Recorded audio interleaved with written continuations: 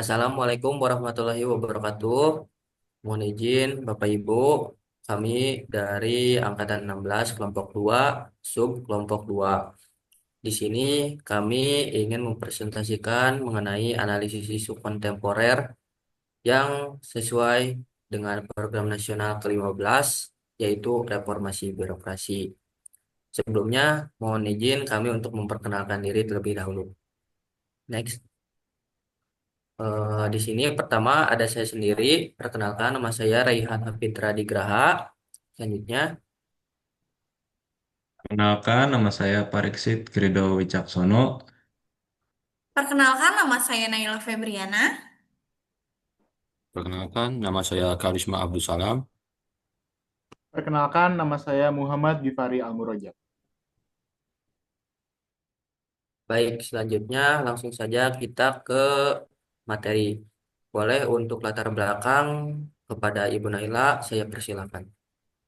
Baik, terima kasih Bapak Raihan. Di sini saya akan menjelaskan mengenai latar belakang.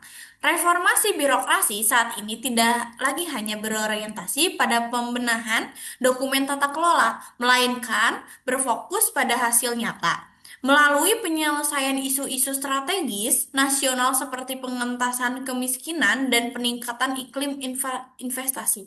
Dinamika kebutuhan masyarakat yang semakin kompleks menuntut adanya transformasi fundamental dalam tubuh birokrasi agar ASN tidak lagi sekedar berjalan prosedur administratif, melainkan mampu memberikan pelayanan publik yang cepat, transparan, dan akuntabel.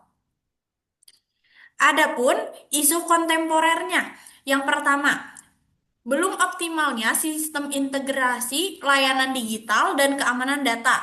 Yang kedua, masih tingginya tindakan gratifikasi pada pelayanan. Yang ketiga, rendahnya disiplin dan kepatuhan ASN terhadap SOP. Baik, mungkin itu saja, Pak Rehan, dari saya.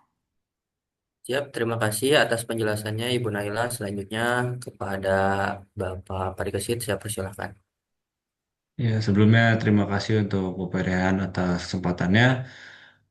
Saya akan menjelaskan belum optimalnya sistem integrasi layanan digital dan keamanan data. Belum optimalnya sistem integrasi layanan digital dan keamanan data ini memiliki beberapa faktor.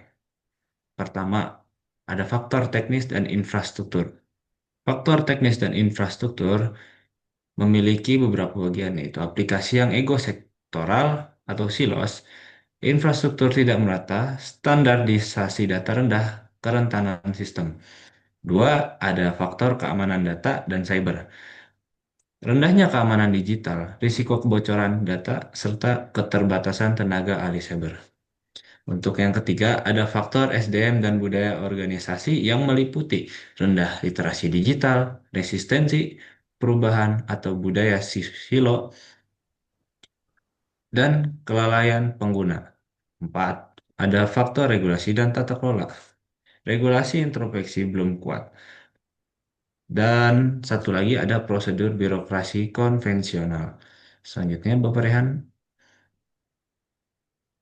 Ya, masih tingginya tindakan gratifikasi pada pelayanan meliputi satu, ada faktor budaya dan sosioekonomi. Faktor budaya dan sosioekonomi juga meliputi normalisasi pemberian hadiah, budaya memberi makan, dan kebutuhan ekonomi petugas. Terus yang kedua ada faktor perilaku dan psikologis internal. Biasanya meliputi inisiatif sukarela masyarakat, ketergantungan dan rasa takut, faktor struktural, hukum eksternal. Faktor struktural dan hukum eksternal ini meliputi lemahnya penegakan hukum, sistem pelayanan yang tidak transparan, serta kualitas pelayanan rendah.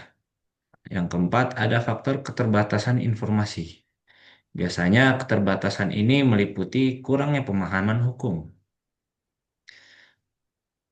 rendahnya disiplin dan kepatuhan terhadap SOP atau standar operasional prosedur meliputi satu, lemahnya pengawasan dan ketegasan pimpinan yang biasanya meliputi kurangnya teladan, pengawasan longgar, ketidaktegasan sanksi. Dua, ada faktor perilaku dan psikologis atau internal. Biasanya faktor ini meliputi inisiatif sukarela masyarakat, ketergantungan, dan rasa takut. Yang ketiga, ada faktor lingkungan dan budaya kerja. Faktor ini biasanya meliputi budaya kerja yang permisif dan penempatan jabatan yang tidak sesuai. Adapun yang keempat, ada faktor internal individu. Faktor ini biasanya meliputi rendahnya kesadaran dan motivasi kebiasaan menunda. Selanjutnya, Bapak Rehan, sekian dari saya. Terima kasih atas waktunya. Baik, terima kasih atas penjelasannya Bapak Parikesit. Selanjutnya saya persilahkan untuk Bapak Gipari. Baik, terima kasih Bapak Rehan. Mohon izin menjelaskan untuk analisis isu menggunakan teknik APKL yaitu aktual, problematik, kelayakan, dan layak. Ada tiga isu yang kita angkat dengan menggunakan teknik APKL ini. Kita memprioritaskan satu yaitu belum optimalnya integrasi layanan digital dan keamanan data yang mendapatkan hampir poinnya itu 5 semua di seluruh isunya. Seperti A. A itu aktual, mendapatkan poin 5 atau poin penuh yang harus diprioritaskan untuk diselesaikan dikarenakan menurut analisis kita isu mengenai belum optimalnya integrasi layanan digital dan keamanan data tersebut menjadi prioritas utama karena dampaknya yang paling luas dan relevansi tingginya dengan kebijakan nasional atau SPBE. Boleh di next, Ibu Naila?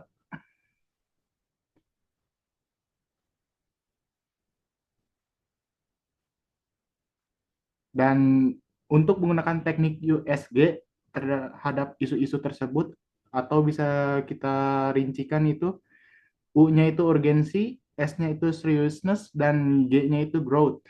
Nah, ada tiga. Sama, untuk isu yang paling kita prioritaskan itu tetap belum optimalnya integrasi layanan digital dan keamanan data yang mendapatkan poin 5 semuanya dengan total 15.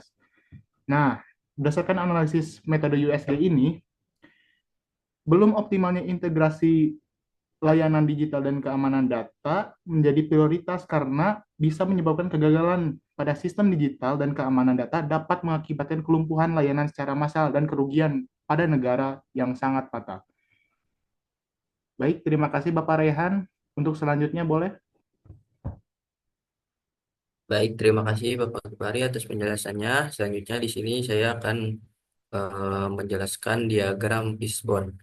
Jadi setelah isu-isu yang telah rekan saya sampaikan tadi, di sini bisa kita lihat bahwa penyebab dari isu yang paling prioritas yaitu belum optimalnya sistem integrasi layanan digital dan keamanan data disebabkan oleh empat. Jadi yang pertama ini surroundings atau lingkungan. Di lingkungan ini meliputi yang pertama yaitu kebijakan dan regulasi belum selaras. Yang kedua yaitu koordinasi antar unit atau lembaga lemah. Yang ketiga, yang kedua, mohon maaf, yaitu sistem. Yang pertama di sini ada standar data dan proses belum seragam. Yang kedua, sistem belum terintegrasi secara menyeluruh. Dan yang ketiga yaitu keamanan data belum optimal. Dan yang ketiga, di sini penyebabnya ada skill yang meliputi tiga faktor juga sama. Yang pertama yaitu pelatihan belum merata dan berkelanjutan. Yang kedua, literasi digital dan keamanan data rendah. Dan ya, yang ketiga, mohon maaf, yaitu kompetensi SDM terbatas. Dan yang keempat, penyebabnya yaitu di sini ada supplier ataupun pihak ketiga ataupun juga bisa disebut vendor. Yang pertama meliputi SLA dan dukungan teknis belum optimal. Yang kedua, ketergantungan pada vendor tertentu. Dan yang ketiga yaitu kualitas layanan atau produk vendor tidak konsisten. Mungkin itu saja yang bisa saya sampaikan di diagram fishbone ini. Selanjutnya kepada Bapak Karisma, saya persilahkan. Baik, terima kasih atas kesempatannya, Pak Rehan. Di sini saya akan menjelaskan mengenai tabel rekomendasi alternatif penyelesaian yang di dalamnya terdapat akar masalah, yang mana penyebab, alternatif solusi atau gagasan kreatif, tahapan solusi, serta hasil yang diharapkan. Pertama, untuk ego sektoral dan ribuan aplikasi yang tumpang tindih, alternatif solusinya itu moratorium untuk pembuatan aplikasi baru dan penguatan GovTech di Indonesia. Tahapan solusinya, audit dan matikan aplikasi zombie, wajibkan integrasi via APL ke Datu Super App, contoh INA Digital. Kemudian hasil yang diharapkannya terciptanya layanan publik satu pintu atau portal nasional yang seamless. Kedua, untuk kurangnya SDM cyber security, gagasan kreatifnya atau alternatif solusinya itu peningkatan kapasitas dan rekrutmen talenta digital khusus. Tahapan solusinya, bimbingan teknis keamanan cyber, bimbingan teknis keamanan cyber rutin, pengangkatan tenaga IT atau cyber dengan skema P3K atau CPNS khusus. Kemudian, untuk hasil yang diharapkan, sistem kelembagaan memiliki ASN yang kompeten menjaga kedaulatan data. Kemudian yang terakhir, yang ketiga, SOP dan anggaran salah sasaran. Alternatif solusi atau gagasan kreatifnya itu refocusing anggaran IT untuk maintenance dan audit. Tahapan solusinya revisi juknis, penggunaan APBN atau APBD untuk IT, kemudian wajib audit keamanan independen setahun sekali. Hasil yang diharapkan, kebocoran data pemerintahan dan ransomware dapat dimitigasi sejak dini. Cukup sekian yang bisa saya sampaikan. Bisa dilanjut kepada Bapak Rehan.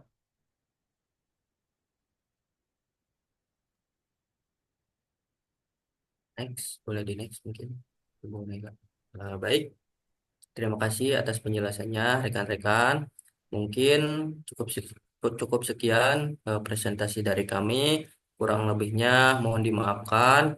Wassalamualaikum warahmatullahi wabarakatuh.